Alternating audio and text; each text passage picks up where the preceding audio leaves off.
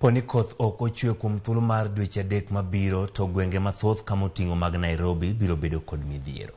Man kaluwore kod jolony e weche mag ler mar alwora kod pi mawuok e piny Kenya ma oyango ma e kinde romo mar 41 mar pinje Afrika e wi pi.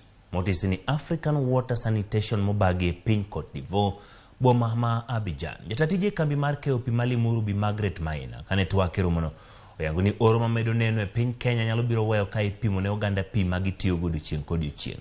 Kama biro weyo ka thoth bombe onge kod pi moromo poni poth ok ochwe mapiyo.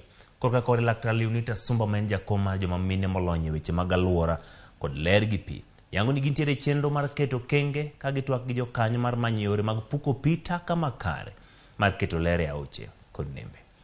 We are giving water once a week because we have to wait for the dams to recharge. If there are no recharges in the next 3 weeks, we won't have water to supply. And the worst thing is also the wells that the public have been using, the four dried up. We are having a crisis. That means people will look for water from untreated sources. Our rivers are polluted, so people cannot go to draw water there.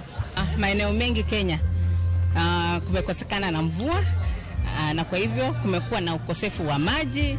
Maji yamekuwa chafu kwa sababu ya watu kurusha uchafu kwa maji na kurusha maji ya choo pia kwa maji. Kwa saa hii tuko tunatafuta mbinu zenye tunaweza ungana na Nairobi Water wawatengenezee pahali penye wanaweza mwaga hiyo maji taka.